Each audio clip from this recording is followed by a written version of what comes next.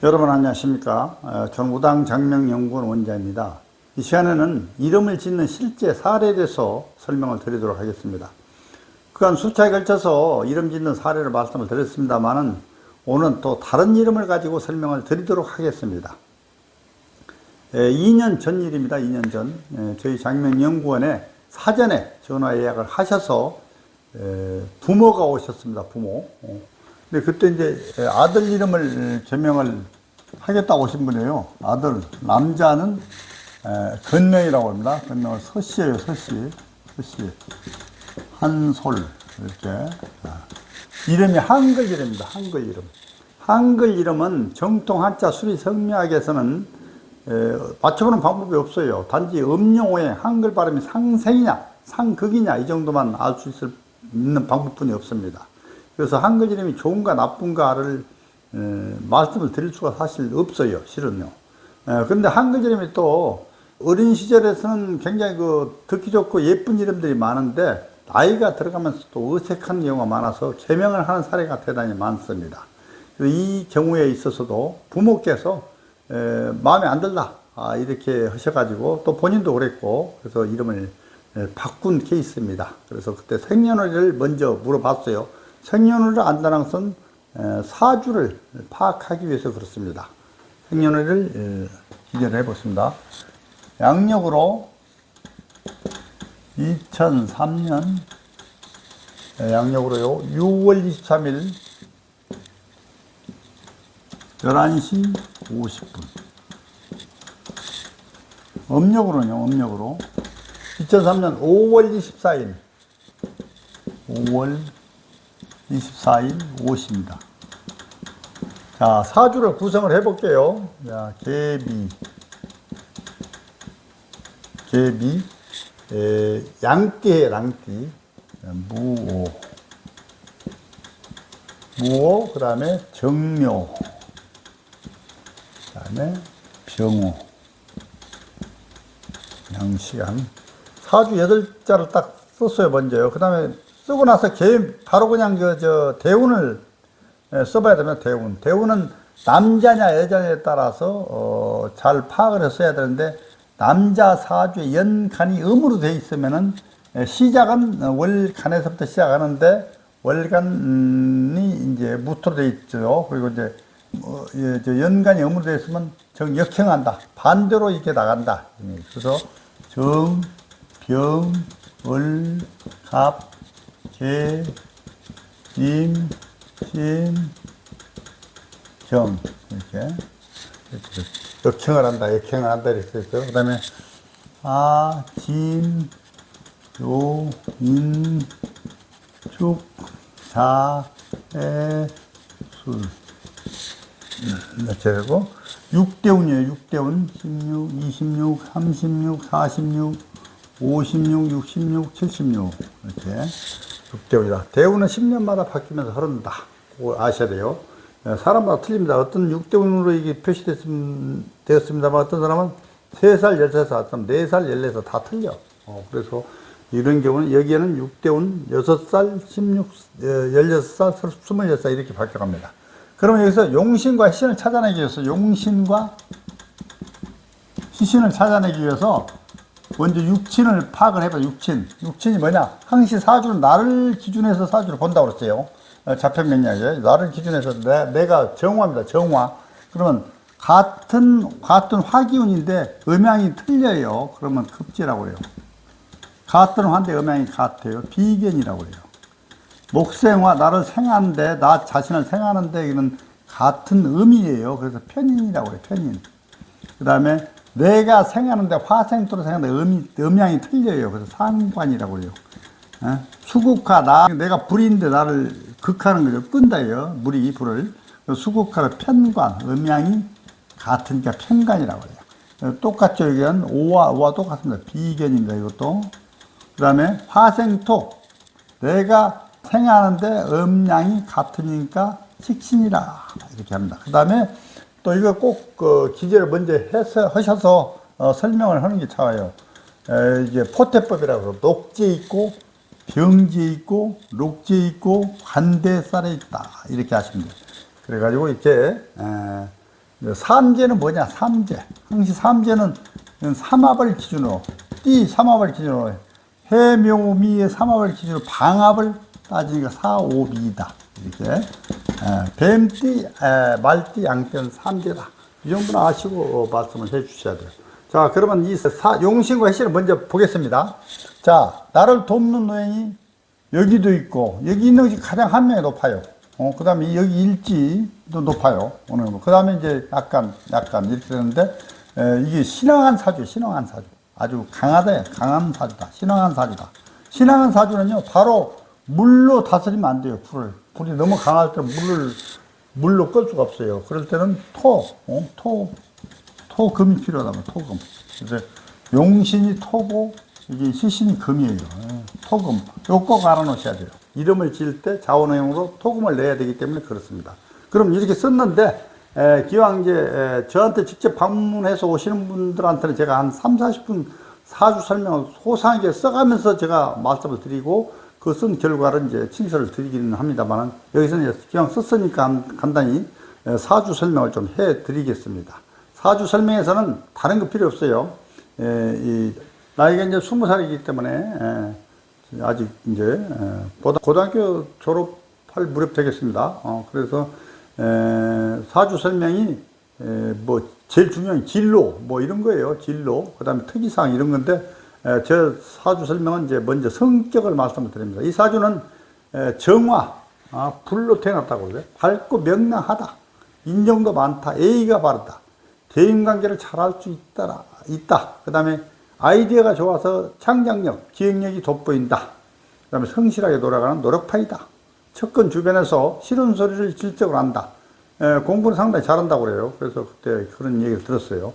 그리고 아까도 말씀드렸지만 이 사주에서는 꼭 토금 오행의 운에 대발한다. 근데 수기운에도 이제 대운이 어떻게 하느냐에 따라서 많이 다릅니다만은 괜찮은 경우가 많습니다. 근데 수 경무에 이제 예를 들어 좌우충으로 자수 있잖아. 자수는 이제 강한 기운을 충화를 하면 왕자충이라고 그래가지고 불리한 수가 있어요.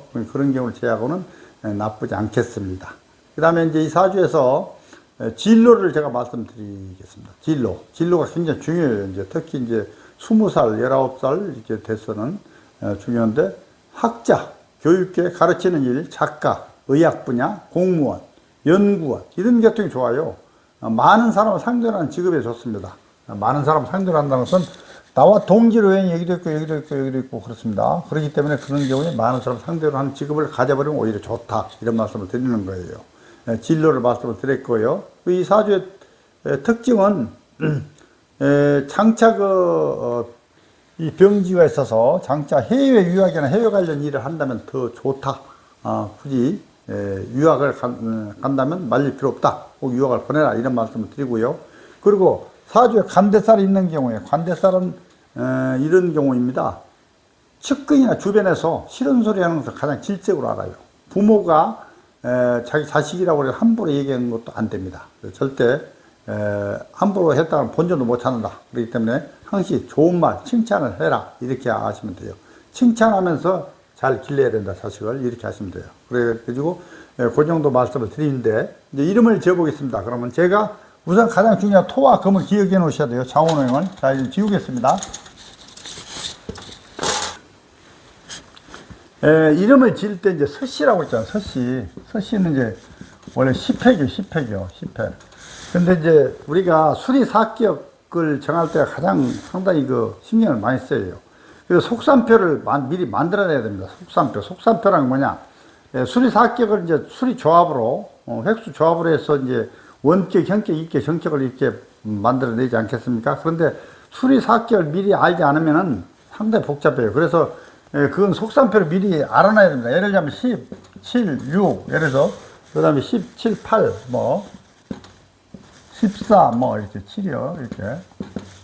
이런 건 다 좋은 거예요. 그 다음에 18, 5, 10, 예를 들어서 8, 5, 그 다음에 7, 13, 이렇게.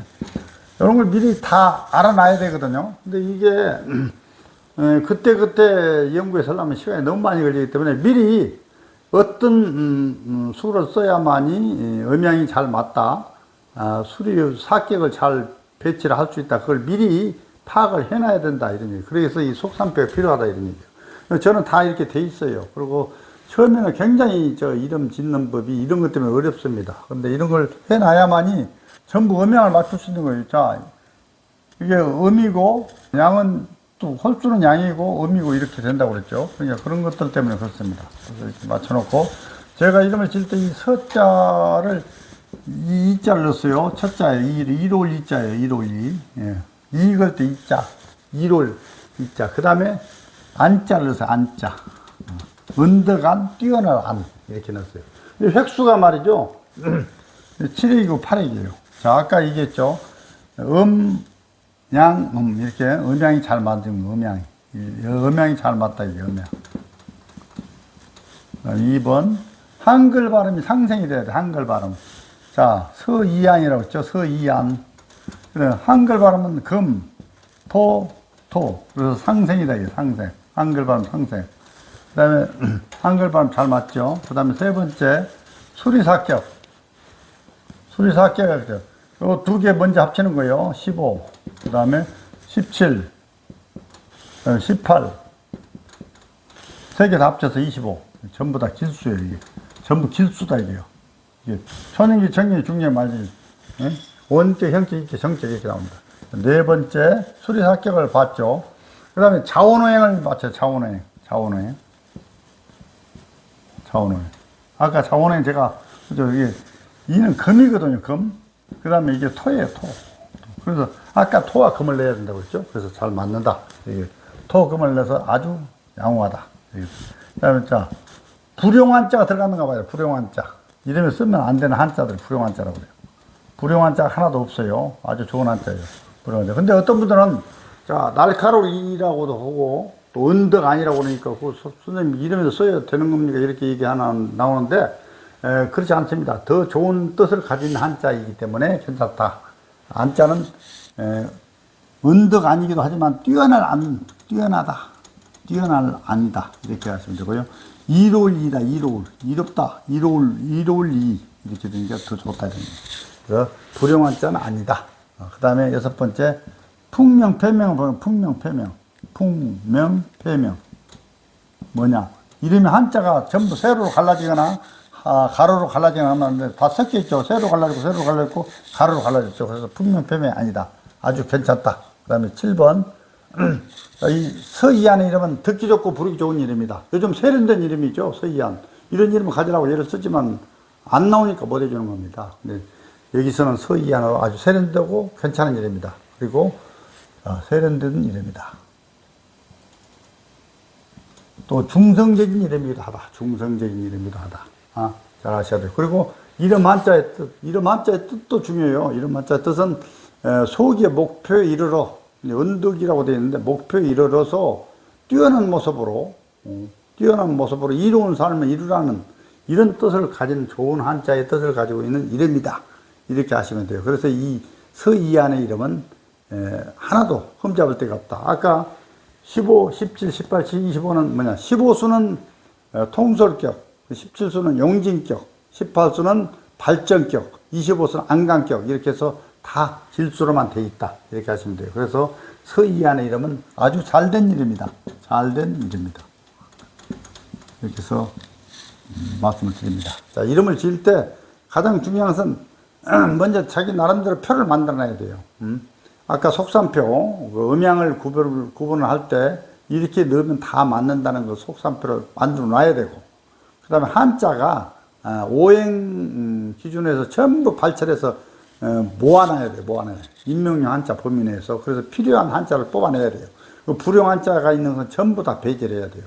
그리고 이름을 조립을 할 때는 성씨를 포함해서 가로로 또는 세로로 다 한자가 똑같은 형태를 갖추면 안 된다. 이런 말씀 드리는 거예요. 그래서 이름을 짓는 것은 한 가지만 짓는 것이 아니라 여러 가지로 다 보고 지어야 된다. 이런 말씀을 드리면서 서이안의 이름을 지었다는 거 말씀을 드리고 끝맺겠습니다.